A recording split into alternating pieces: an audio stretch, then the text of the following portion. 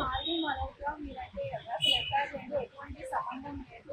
అదేవిధంగా ఇదంతా ఫేక్ అని చెప్తున్నారు. దాని నుంచి రాజ్ తరుణ్కి మాది మనోజ్గా ఎఫ్ఐఆర్ ఉందని మీరు ఎలా చెప్తారు? ఇప్పుడు రాజ్ తరుణ్ మీ మీద కేసెస్ పెడతాను అంటారు. దానికి మీరేం చెప్తారు?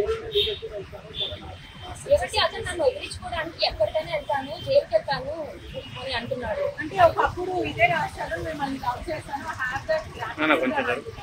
ఇద్దరు టువర్డ్స్ రేటెడ్ చూపిస్తున్నారు. అంటే ఇదంతా ఎందుకు కాదు? ఇప్పుడు నేను బయటకి తీసుకుంటే ఎవరు యాక్సెప్ట్ చేస్తారు? ఎవరు యాక్సెప్ట్ చేస్తారు? నేను ఎన్ని రోజులు భరించుంటాను. ఈ వ్యవహారంలో మీ పేరెంట్స్ తరఫున కానీ రాజ్ తరుణ్ పేరెంట్స్ తరఫున మీకు సపోర్ట్ ఉందా? ఇప్పుడు అంటే రాజ్ పేరెంట్స్ ఇతను తాను అంటే అతను తందాను అంటారండి. మీరు అందరూ ఏంటని ఫోన్ చేస్తే మమ్మల్ని మేము ఏం చెప్పగలమమ్మా, మమ్మల్ని అడిగి అన్ని రికార్డింగ్స్ కూడా నా దగ్గర ఉన్నాయి, మమ్మల్ని అడిగి మేము చేసుకుంటామన్నాడా ఇప్పుడు మేము అని చెప్పడానికి వీఆర్ హెల్ప్లెస్. అతను మళ్ళీ యాక్సెప్ట్ చేయమంటే అది మళ్ళీ యాక్సెప్ట్ చేస్తాం. మీ ఫోన్ ఎక్కదు అంటే వెళ్తాము. అది అర్థం చేసుకొని క్లియర్ చేయలేదు.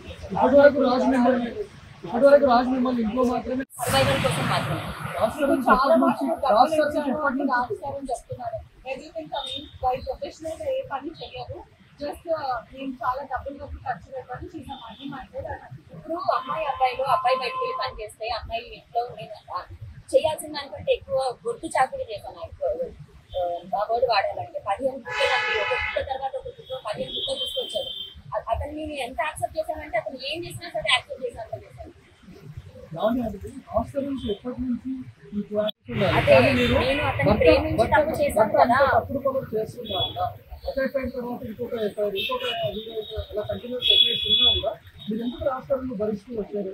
నేను మిస్టేక్ చేశానండి. నేను నా ఓన్ చాయిస్ తీసుకొని మిస్టేక్ చేశాను. నా పేరెంట్స్ తీసుకోలేదు.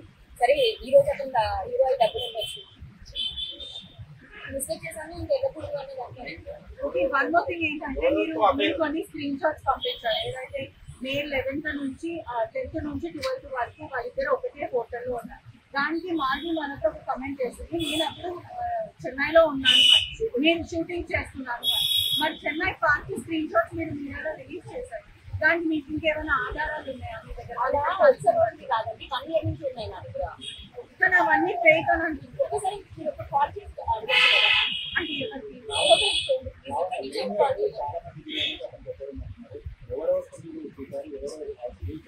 నాకు కన్ఫర్మేషన్ ఉంది చెప్పిన పేరు అండి. కానీ మరి మళ్ళీ ఇప్పుడు ఇందులో వాళ్ళు పేరున్నారండి, నాకు నిజం తెలియట్లేదు. రాజ్ క్యారెక్టర్ కేవలం తనతో నటించే సినిమాల్లో ఉండే హీరోయిన్స్ తో మాత్రమే అంటే ఇప్పుడు మొన్న మే 11th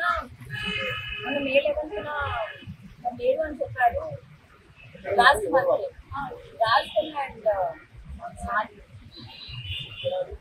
చెన్నై హోటల్లో గ్రీన్ పార్క్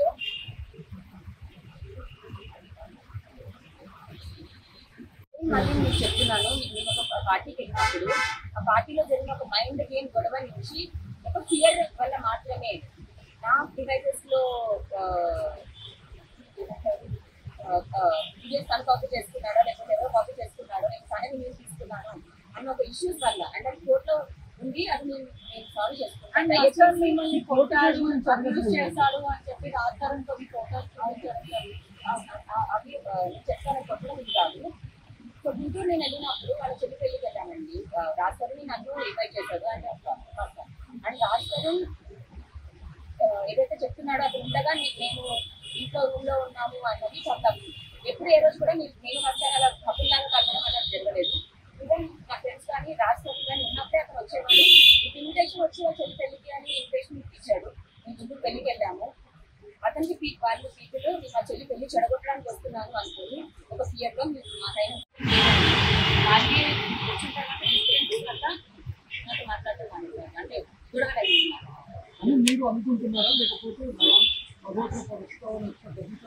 మీ మధ్య మరి ఏం ప్రాబ్లమ్ నాకు తెలియదు.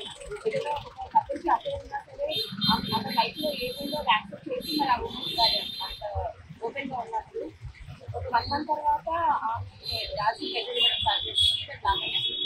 వయసు స్టేజ్ అన్న దగ్గర. సో అది నాకు రాజు ఇండైరెక్ట్గా గొడవ పడేవాడు. రాజు ఇండైరెక్ట్గా గొడవ పడేవాడు నాకు. ఒక 1-2 months తర్వాత నాకు అర్థమైంది. ఆల్రెడీ వాళ్ళు చేసిన తప్పు ఎదిరించాలని ఒక కంప్లైంట్ చేస్తుంది. అసలు మీరు కాల్ మాట్లాడినప్పుడు వాళ్ళు ఏమని వాళ్ళు మనం సోదరుడి పైన కంప్లైంట్ సారాంశం అది ఒక కాల్ చాలా కాల్స్ అయ్యాయి. 4 months నుంచి 5 months నుంచి ఒకటి అని చెప్పారండి. ఫోటోస్ ఇచ్చాను, వీడియోస్ ఇచ్చాను, బ్యాంక్ ట్రాన్సాక్షన్స్ ఇస్తాను, కాల్ లిస్ట్ ఇస్తాను, అండ్ వాళ్ళ హోటల్ స్టే ఇస్తాను. ఏంటంటే నేను మీడియా ఏమంటే ఇప్పుడు రాష్ట్రాన్ని నేను బ్లాక్ మెయిల్ చేస్తాను అంటారు. ఇక అన్యాయం జరిగితే ఎక్కడికి వెళ్తాం? పోలీస్ దగ్గరికే కదా వస్తాము. నేను పోలీస్ స్టేషన్కి వెళ్తాను అంటే అతను నాకు బ్లాక్ మెయిల్ చేస్తున్నావు అని అంటారు. న్యాయం కోసం హిమాచల్ ప్రదేశ్ సంబంధించి ముఖ్యమంత్రి కూడా నా దగ్గర ఉన్నాయి.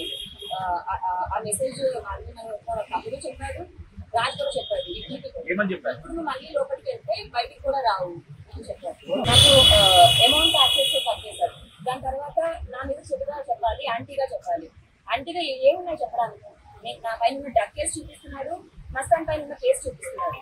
మీరు ఇంకా అర్థం చేసుకోవాలి. 100% అండి.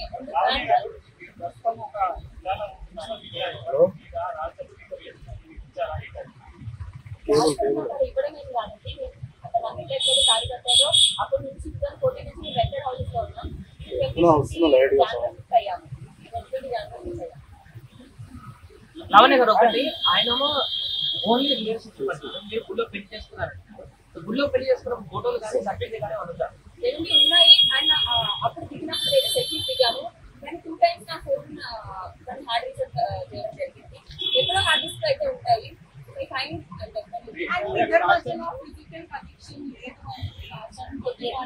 అండ్ ఆల్సో 11 years ఉన్నప్పుడు పెళ్లి చేసుకున్నామని చెప్తున్నారు. ఇప్పటివరకు ఎందుకు బయటికి రాలేదు అంటే ఏదైతే మీడియాలో కానీ లేకపోతే సొసైటీకి ఎందుకు రాస్తారు పరిచయం చేయలేదు. ఒకవేళ 11 years పెళ్లి చేసుకుంటే ఇప్పటికి పిల్లలు కూడా ఉంటారు కదా అంటే ఒక క్వశ్చన్. సో నేను ఇప్పుడు అతను హీరో అయ్యాక రాలేదు అతని లైఫ్ లోకి. అతను వైజాగ్ లో ఉన్నప్పటి నుంచి నేను పరిచయం మాకు. అండ్ తను ఉయ్యాల చంపల సినిమాకి ఏడీగా వర్క్ చేస్తున్నప్పుడు కూడా మేము కలిసి ఉండేవాళ్ళం. అంటే పక్కన ఫ్లాట్. ఇంకా మీకు తెలుసు కొత్త ఒకవేళ డైరెక్ట్ గా నాకు నేను ఇంకో అమ్మాయితో నాకు అని చెప్పిందా నేను వదిలేసేదాన్ని. కానీ నన్ను తప్పుడు దాన్ని చేసి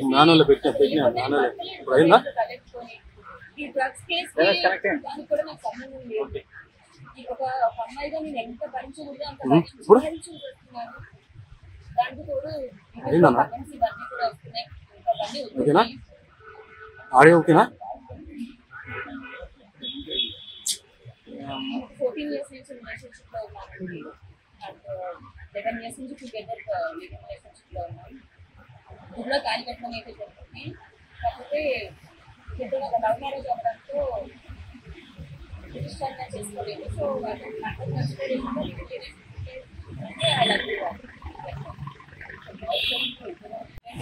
మస్తానికి నాకు గొడవ అయ్యింది. ఆ గొడవ మీద కంప్లైంట్ ఇచ్చాను. కంప్లైంట్ ఇచ్చిన తర్వాత కూడా నాకు పోలీస్ అను లేకపోతే ఫైట్ చేసే ఓపిక కూడా ఇవ్వలేదు. We came at compromise state and compromise అయ్యాను. ముఖ్యంగా మీరు ప్రస్తుతానికి ఇచ్చిన కంప్లైంట్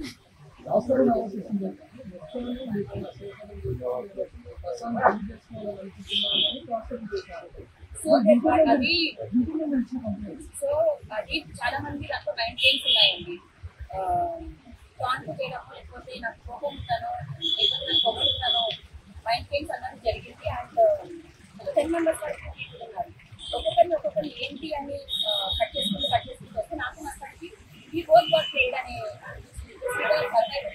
వాటి కోసం నేను మస్తాను విక్టిమ్స్ అనే చెప్తాను. లేదు ఇప్పుడు ఒక ఇల్లీగల్ అఫైర్ పెట్టుకోవడానికి ఎవరు కేసు పెట్టి చేయరు. సో అంటే కోర్టులో ఉంది, నేను ఫైట్ చేస్తున్నాను. కోర్టులో ఉండడానికి